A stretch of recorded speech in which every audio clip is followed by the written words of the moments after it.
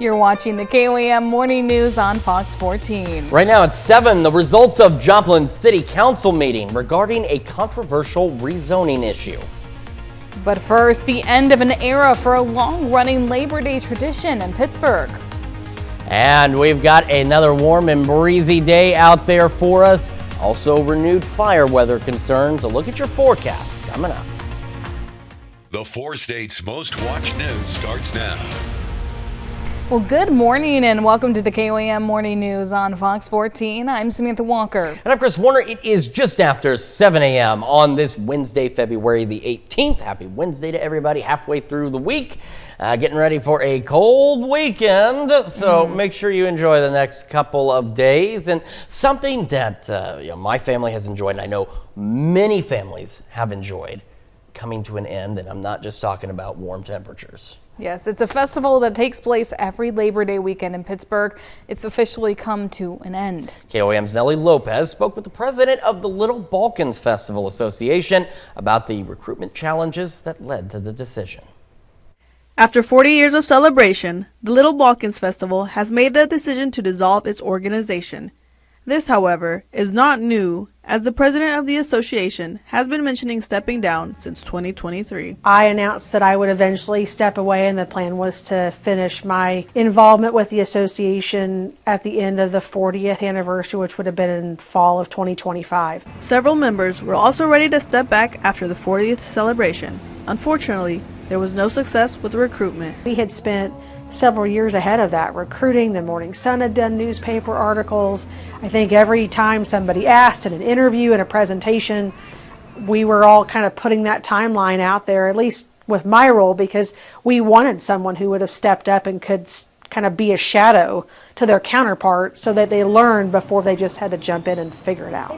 With not enough members to carry on the organization, the committee voted to dissolve it. The Quilt Guild that worked alongside the committee is still going to function on its own and continue its quilt show. A member of the Quilt Guild stated, "We plan to continue the quilt show as always. It will still be Labor Day weekend at the Memorial Auditorium. They will still have vendors, boutique, and basket walk, as well as their donation quilt raffle." The Little Balkan heritage will not be forgotten, as the city will still host themed events leading up to Labor Day weekend, which can lead to something more. Or a group will pick up and run with something on their own, but it takes that next step, and if the community wants it, it'll come back. In Pittsburgh, Nellie Lopez, KOAM News.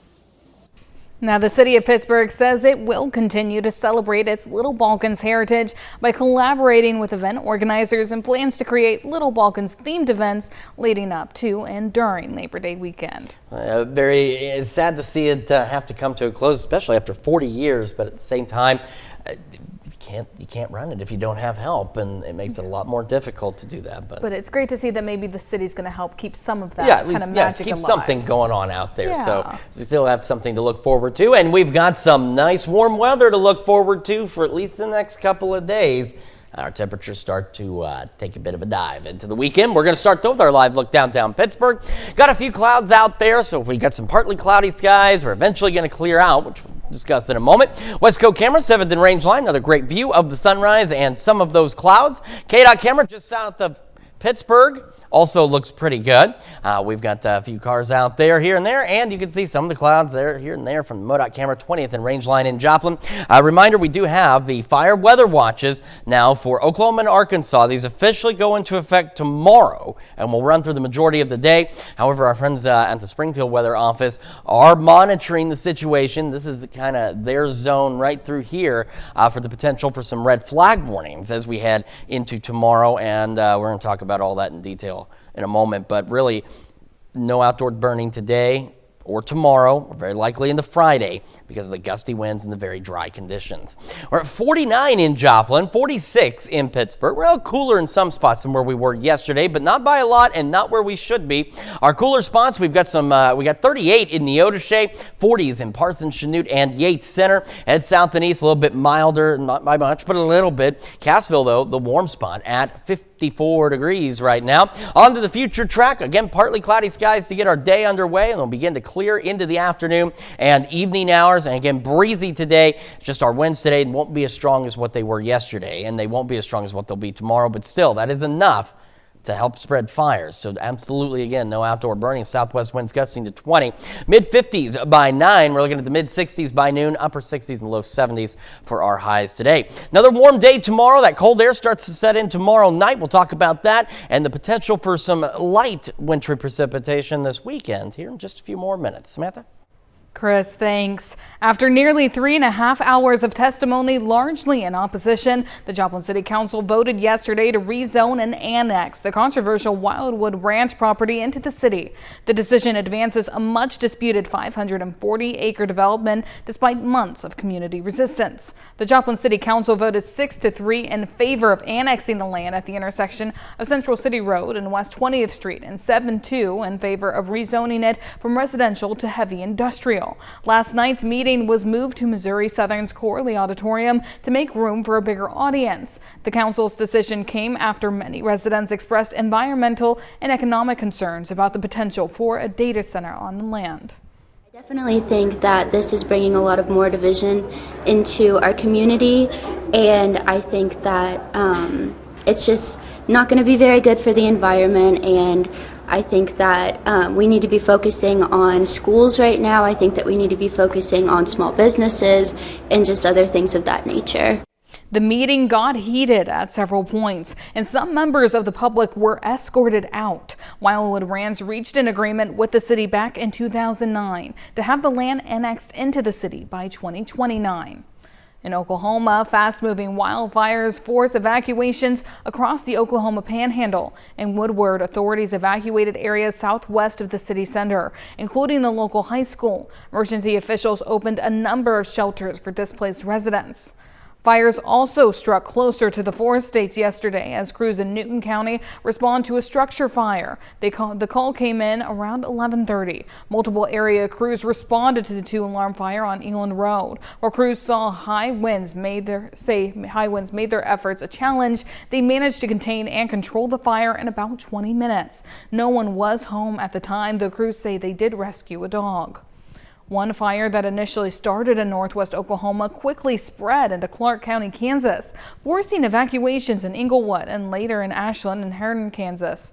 Further north, multiple highway closures are in effect, including along Interstate 70 between Colby and Oakley due to crashes caused by blowing dust and zero visibility. Well, a community in central Arkansas is stepping up to help a small-town firefighter in need. As Christopher Gay reports, Trevor Esmond's home burned to the ground a few weeks ago, and he's thankful to be alive. There's no explanation other than the good Lord when I woke up. Around 4 o'clock on the morning of January 25th, Esmond woke up smelling smoke outside his bedroom. He grabbed his bedroom doorknob and felt that it was hot. With time running out, that left him with just one option for escape. I busted the window out in my bedroom and climbed out the window. I got out in a pair of underwear and some shoes. Esmond called a friend with the Plainview Volunteer Fire Department, who arrived on scene with the remainder of the town's firefighters 10 minutes later after traveling on 3 inches of ice that caked the roadways. Esmond said waiting felt like forever, and he had to stay out of the cold the best he could. At one point, I actually crawled in the doghouse to stay warm. In the aftermath, his home, that he had just paid off after 2 years, was reduced to rubble. All of his possessions gone, including the gun collection he had been building since he was 10. The guns, the ammo, the pictures of my grandparents, stuff my mom and dad gave me, you know, I was tore up about it. And in my head about it a whole lot, you know, the first few days, but, you know, like everybody told me, you know, they're replaceable. Now the community that he has known for 10 years is doing what they can to support him. The amount of hugs and the amount of love that came from this place is just unreal. This afternoon, the city organized a benefit chili dinner to feed him, and a friend has already opened up his home for Esmond to stay in. But with his home and possessions destroyed, I asked, "What's next for you?" What's next for me? Further my training with the fire department. I'm definitely going to try to push others in the community to join, to dedicate their time. We need volunteer firefighters everywhere throughout Arkansas. Esmond says he is thankful for the help he's received over the past few weeks, which came from every corner of the town and from throughout the county. Authorities say the cause of the fire is still unknown. And those are our top news stories this half hour. Coming up next, we introduce you to Benny and Jet, two adorable prairie dogs that I met on my trip to PSU Nature Reach. You're watching the KOAM Morning News on Fox 14. Welcome back. I'm here this morning with Delia from Pitt State University's Nature Reach program. Good morning. Thank you so much for joining us. Yeah, thanks for having us. And it's great that we get to be here in the Nature Reach Center. We talk about it all the time on the morning show, so we love getting to visit. Yeah. This is our on-campus location. We also have our raptors, of course, off-campus. But here is where we have fun animals like prairie dogs. We have our opossum. We have all of our amphibians and reptiles. This is where a lot of the students work to learn how to take care of all of these animals and get lots of valuable experience. Amazing. And getting to be here on site today, we do get to meet a couple of our special friends, so we may not get to see all the time in the studio. Correct, yeah. So with what we're going to talk about today is our two black-tailed prairie dogs. We lovingly call them Benny and Jet. Aww. And they represent the shortgrass prairie, and we don't have shortgrass prairie in southeast Kansas, we do have it in western Kansas, and they're a really important animal to talk about because they are what's called a keystone species of the shortgrass prairie. They're ecosystem engineers, so they build all of these really cool underground tunnels or prairie dog towns, and then other animals use those towns. And then they're also a really important food source for black-footed ferrets. And black-footed ferrets are endangered in the state of Kansas. Well, they're federally endangered as well. And so, very important animal to talk about. And I have to say, they are pretty darn cute. Yes, I mean, just watching Benny and Jet run around here is so much fun. What are you hoping the students here at Nature Reach are able to learn from Benny and Jet here? Yeah, so they get to learn how to handle an animal that sometimes they're not always the easiest animal to handle. They sort of have certain people that they like, but we all have to learn how to handle animals. And they get to learn about their diet. We have to do weight checks on them every month. So, make sure they're staying nice and healthy, that sort of thing. Amazing. Now, for prairie dogs like Benny and Jet, is there a favorite food that they like to have, maybe in the wild or even here? For here, mostly they eat hay. That's mostly their diet. But here, we feed them sweet potato, some dried mealworms. They're a big fan of what we call monkey biscuits, which are a food source that we feed several different animals kind of as a treat. Amazing. So when did these guys join the team here at Nature Reach? So they are about 3 years old, and their average lifespan is about 6 to 9 years old, somewhere in that neighborhood. And from the time that we first picked them up from the breeder that we bought them from into Texas, they stayed with me for 2 solid weeks. Everywhere I went, they went to get them nice and acclimated to people. And so it's been really fun having them around. But yeah, it's interesting because sometimes they do like certain people and others not so much, so we have to learn how to deal with that, yeah. Amazing. And just watching them here, it seems like they're very, very playful creatures. They're very playful, they're very active, they need lots of things to do, lots of things to chew on, yeah. Well, is there any fun facts about prairie dogs that you want people to know at home that they may not know about them from, just living? Yeah, I think the most important thing is to know how critical they are to prairies ecosystems and the fact that they're so important for other animals, right? And so without the black-tailed prairie dog, we would actually lose what we have as a shortgrass prairie, what's left of the shortgrass prairie in the country. Amazing. Well, you guys have so many incredible animals here at Nature Reach. Is there any place people should go to look for more information or reach out to you guys? Yeah, you can go to our website. You can also email us. We are still taking a few program requests for teachers, so if teachers would contact us, we'll be happy to bring students on campus so they can meet Benny and Jet as well as other animals in person, or we can travel with some of our animals to classrooms as well. Well, thank you so much for joining us this morning. It was great getting to meet Benny and the Jet. Thank you so much. Sure. We'll be right back. Here's your Skywatch weather forecast from the trusted Roper Kia Weather Center. Welcome back to the KOAM Morning News on Fox 14, coming up on 7:19 now on this Wednesday morning. Let's not go back to Monday. Wednesday morning. All right, so we have fire weather watches, Oklahoma and Arkansas. These will take effect tomorrow and continue through the day on Thursday. And keeping an eye on the potential for maybe some red flag warnings also back into parts of Kansas and Missouri with our very dry conditions and those gusty winds. Let's talk about those dry conditions. Our humidity levels. This is what we're looking at as we head to noon. You can see they're not very impressive. We're anywhere from about 15 to 20%, upwards of 25%, still very dry. We go into the evening hours across the area today, and this is just today, mind you. Take a look at where these levels drop off to. Now we're dropping back about 15 to 20% humidity.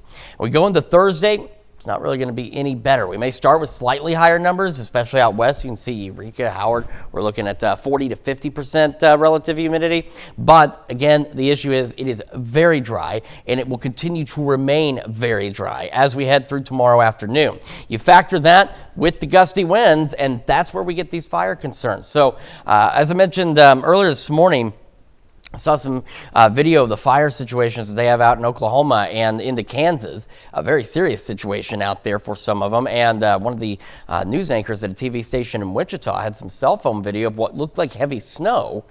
And it was heavy ash falling from the fires in Wichita being blown in. So we don't want those situations. We don't want that to happen here. You don't want that to happen here, which is why, again, no outdoor burning, and be extra cautious with anything you're doing that could potentially spark a fire today into tomorrow because it is so dry. And then you take the winds, and that doesn't make it any better. So here's what we've got on the wind gust tracker. Today, not as breezy as yesterday, but still, we could get those wind gusts upwards of about 20 miles an hour. Once we go overnight tonight into tomorrow, those wind speeds will increase. Now we're looking at these gusts pushing anywhere 20, 30 miles an hour on average as we get Thursday underway. As we go into Thursday afternoon, look at some of these numbers. We're in that 30, 40 mile an hour range, maybe even a little higher in some cases. You can see those very gusty winds into southwestern Missouri, and the Springfield Weather Office covers this zone right here, and they're the ones that are talking about monitoring the potential for some red flag warnings. And again, even without, these wind gusts are enough that a small spark with the dry conditions will start a very big fire. So you need to be very cautious out there. On to the future track. Now, in terms of weather conditions, aside from the wind, we're not too bad.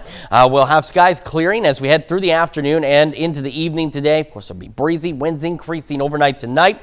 We'll have some partly cloudy skies as we kick off our Thursday, and that will continue into our Friday as well with those partly cloudy skies. We're starting our day about 50 out there, low 60s by 11 o'clock this morning. Remember, 50, that's where our average high should be for this time of the year. Down to low mid 50s tonight, upper 60s tomorrow. Now, with that colder air arriving tomorrow, it comes late in the evening into the overnight. So you don't have to worry about dressing for spring when you head out the door and taking winter clothing with you to work or school. It'll still be mild through the day. It'll be getting colder overnight. Near normal on Friday, maybe a light rain snow mix for some of us. It'll be fairly isolated Saturday morning. Temperatures below normal through the weekend into the start of next week. Let's check your forecast. More of the KOAM Morning News right after this. Some smoke detectors sold exclusively on Amazon are being recalled over potential sound delays. The Consumer Product Safety Commission reported on Thursday that about 11,000 LS Home 3-pack smoke detectors fire alarms have been recalled. The company says the 9-volt battery-operated alarms may not sound in a timely manner, posing a potential fire hazard. The alarms were sold on Amazon between February 2024 through December 2025. No injuries have been reported at this time. Consumers are urged to stop using the product immediately and may request a full refund. Well, people can use AI tools like ChatGPT for almost everything nowadays. But does that mean we should? Fox News correspondent Rebecca Castor reports on the growing trend of people using AI as a digital therapist. Most Americans are using AI bots like ChatGPT to ask about everyday tasks. But a growing number of users are now turning to chatbots when they need someone to talk to, including those looking for help with their mental health. My initial reaction was, what? A client came into me and he said, good news. I have 2 therapists now. I have you and ChatGPT. Licensed therapists are naturally concerned, but those who've tried it see some benefits. Avid TikToker and single mom Jenna Muhammad says ChatGPT helps keep her calm when life gets overwhelming. It encourages her to process her emotions. a lot of people, they don't feel comfortable to sit with a person and, you know, tell their darkest secrets. It's honestly a safe, private space where you can just, you know, dump your thoughts and dump your feelings without feeling judged. But experts say since AI isn't human, it can't fully understand the human experience. Chat is going to give you what you want to hear and maybe a better iteration of it, even a clearer iteration, and that's great. But you're not going to go deeper. We asked ChatGPT if it recommends people use it for therapy, and it admitted it has limits. Chat says it's most useful for emotional support and learning coping strategies, but not a substitute for a licensed therapist. ChatGPT and mental health experts also agree if someone is in crisis, they should get immediate professional help. And most chatbots will provide the numbers for crisis hotlines, including the National Suicide and Crisis Lifeline, which you can reach by dialing 988 or going to 988lifeline.org. In Washington, Rebecca Castor, Fox News. Well, coming up, we look at a new law regarding property disputes around the Table Rock Lake.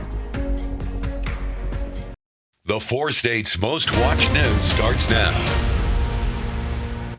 Welcome back to the KOAM Morning News on Fox 14. It's currently 7:30. I'm Samantha Walker. Well, new federal law is changing how property disputes are handled around Table Rock Lake. For years, homeowners with structures on federal land often had to remove them. But as Adam Woodbury reports, officials say there's finally more flexibility in how those cases are handled. For years, if the U.S. Army Corps of Engineers determined a private structure crossed onto federal land at Table Rock Lake, the answer was often simple: remove it. But Congressman Eric Burleson says it was a frustrating approach for a lot of people. So their answer before was always a very hard and fast, no, you have to remove your object, or you have to move your structure off of Corps property. That's where Burleson says the Water Resources Development Act, or WRDA, came into play, a new law giving the Corps more flexibility in handling boundary disputes. The law that I passed makes them be flexible with the landowner. And as long as they're not impacting flooding, then they should be flexible with those landowners. This new process allows us to help resolve and provide an out grant or an option to purchase that specific area of the land rather quickly. Lieutenant Colonel Jesse Carter says the Corps is also implementing updated division guidance to streamline the process and apply a more consistent approach.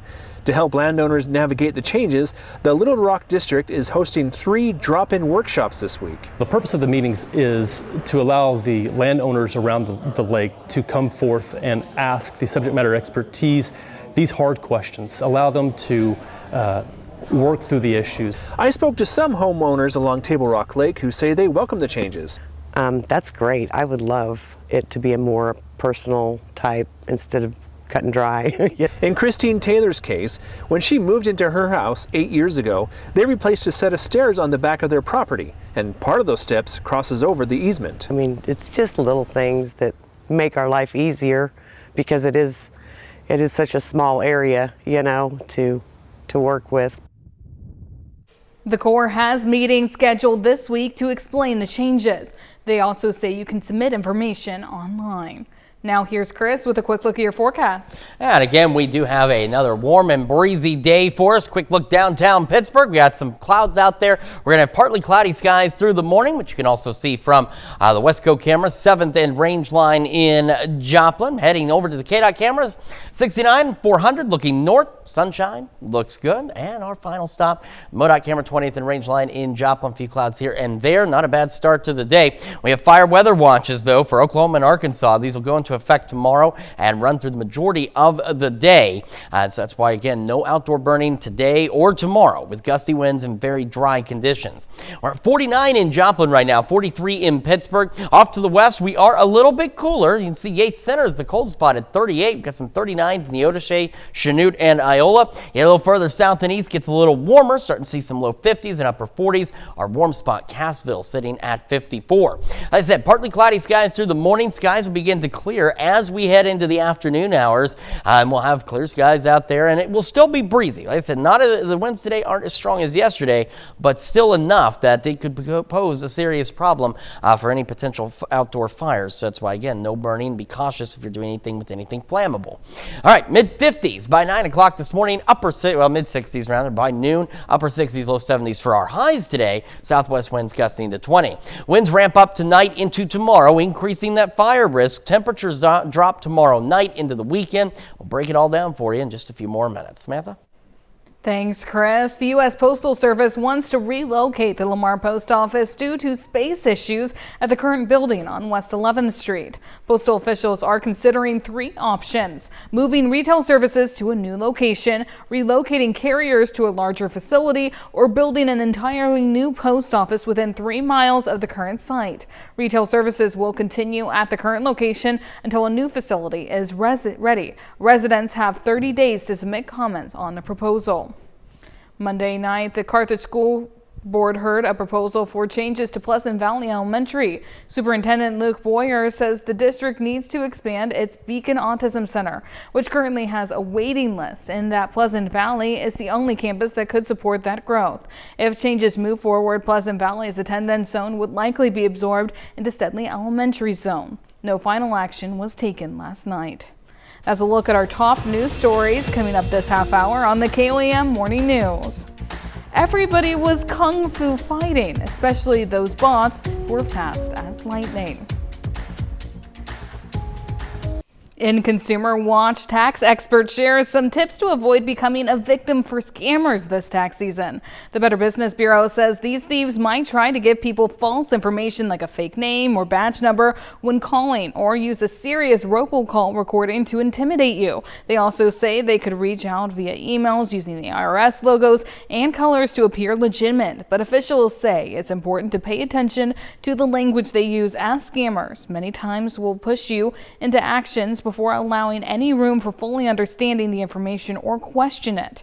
Officials remind the public that the IRS will never demand a specific payment method or demand payments from taxpayers or ask any debit or credit card information via phone, and will always allow to ask questions or appeal any of their decisions.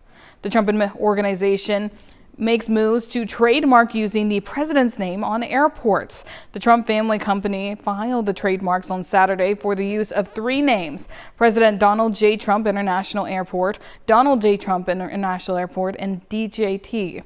The trademark also seeks exclusive rights to related airport branding, such as on shuttle buses and airport merchandise. The organization says the filings were triggered by a Florida bill that looks to rename Palm Beach International Airport after the president. The legislation was approved by a Florida House panel on January 28th.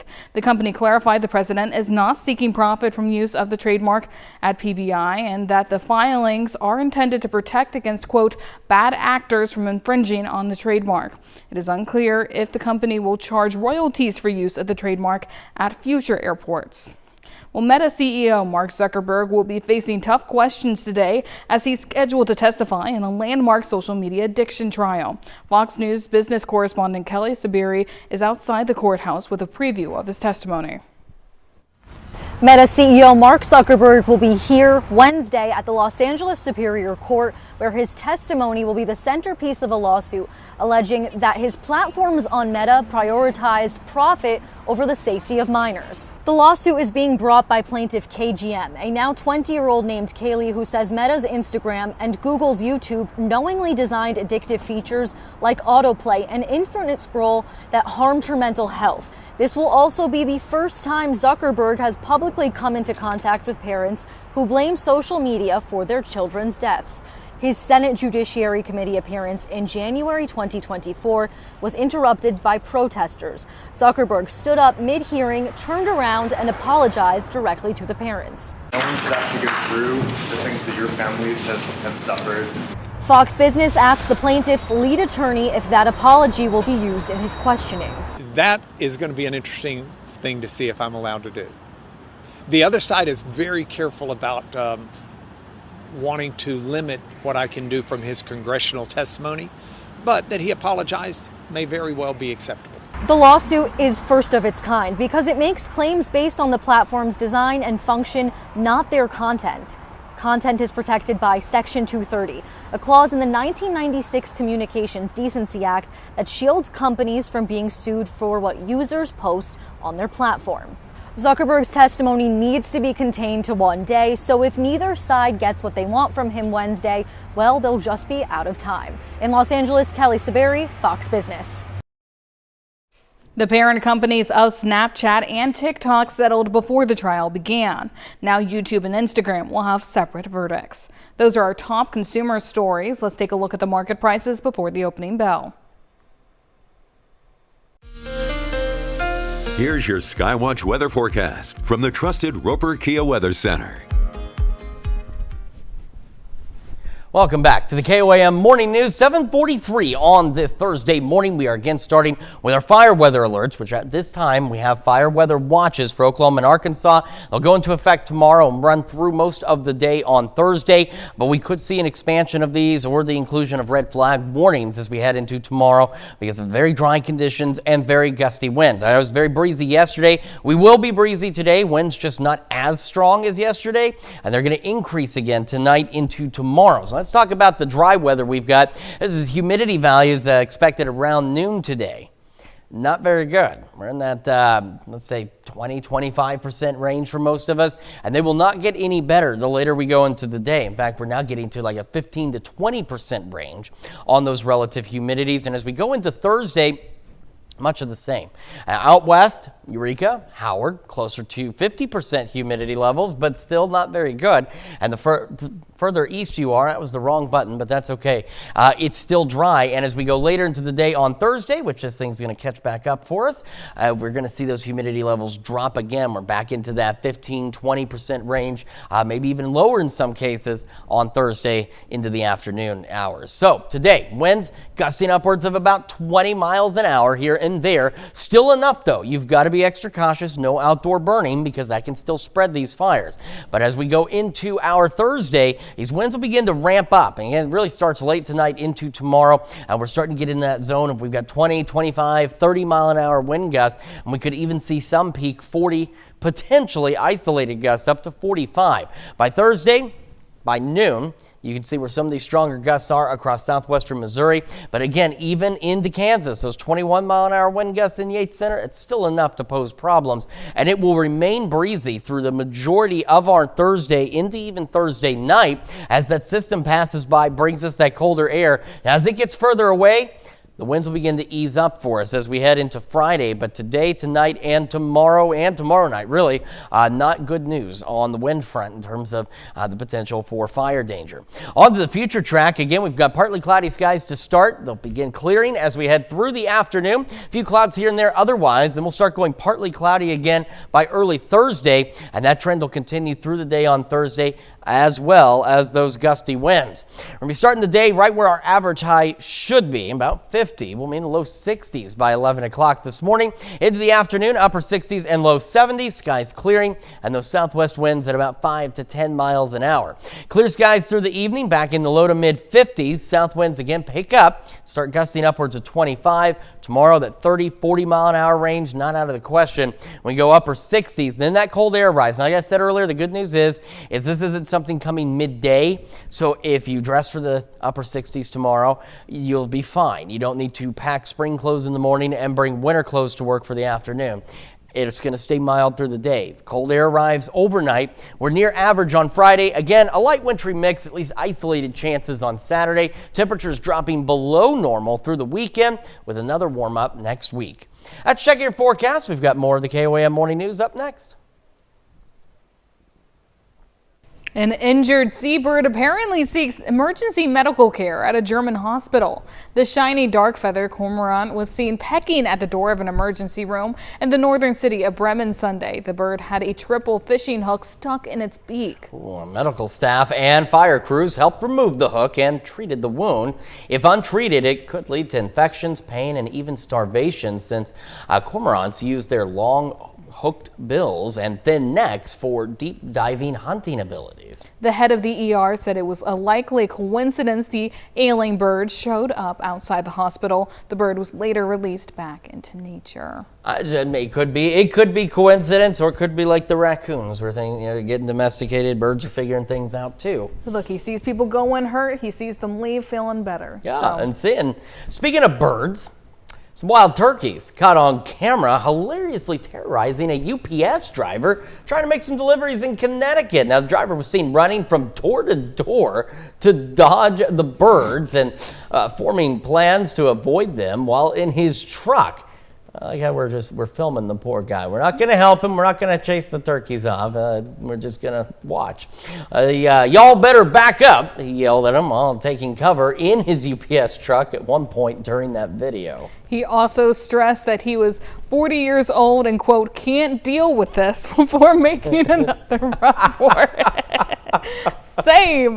One of the residents thought they heard the neighbors fighting, so went to look out the window before realizing it was the delivery driver fighting with the turkeys. So basically the same thing. A different kind of domestic situation. Well, the turkeys always drive everyone crazy in the neighborhood, but usually just chase cars and cause traffic issues. The resident had never seen them chase a person. She said it was hilarious and that the birds even jumped in the delivery truck at one point. And poor guy. look at he's sprinting. Yeah, he is hauling. He is hauling it. Oh my. And that's when you really regret that those UPS vans don't always have doors on the side. Yeah, that makes it more difficult there. Well, an amazing display of martial arts prowess, probably what this delivery driver wish he had, probably wowed millions who tuned in to watch the incredible display of fluid artistry, and the stars of the show weren't even humans. Take a look at this impressive display at the intersection of technology and technique. It's a fleet of humanoid robots, and they put on a jaw-dropping presentation showcasing kung fu artistry alongside human counterparts.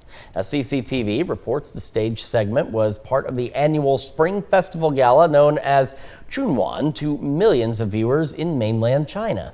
The machine's martial arts moves were impressive on their own, but the show also included a technical display arming the bots with traditional kung fu weaponry such as sword and nunchucks, which were also wielded with impressive dexterity and agility. I don't trust this. I don't like robots being able to fight me. The performance was an eye-opening showcase of coordination, artistry, programming, and style that would surely leave anyone impressed. Is there anybody over there that has ever seen Arnold Schwarzenegger in Terminator? Have they ever seen any of the movies?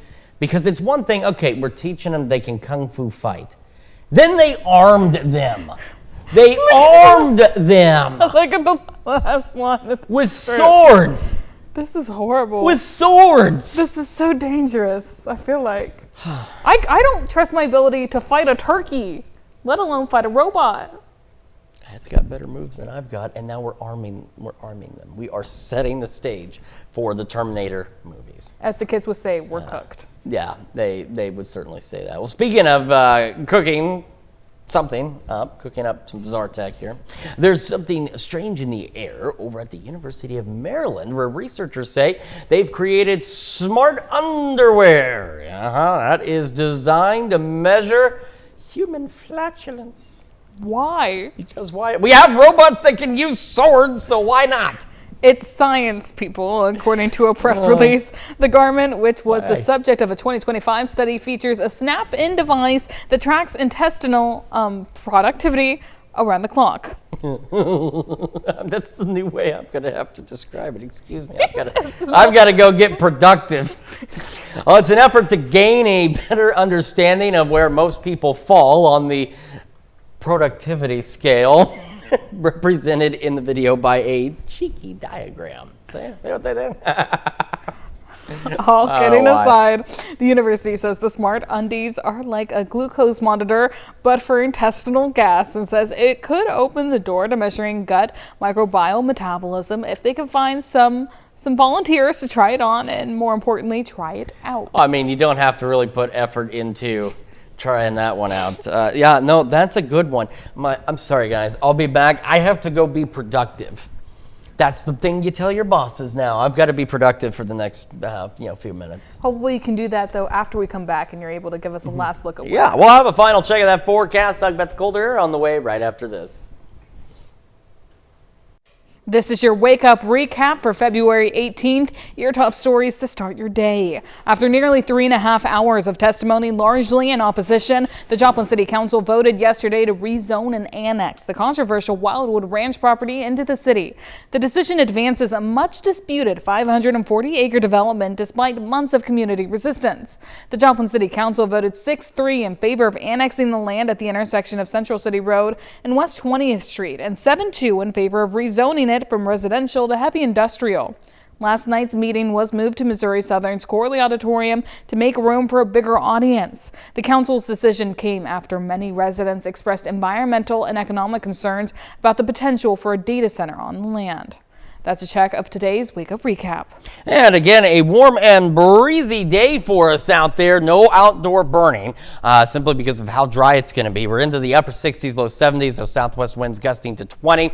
Winds increasing tonight and continuing tomorrow. Those gusts 30, 40 miles an hour, upper 60s. Cold air arrives tomorrow night and then continues with temperatures maybe even below normal into the upcoming weekend. That's our time for now. We're going to see you again with more news and weather at noon. Have a great rest of your morning.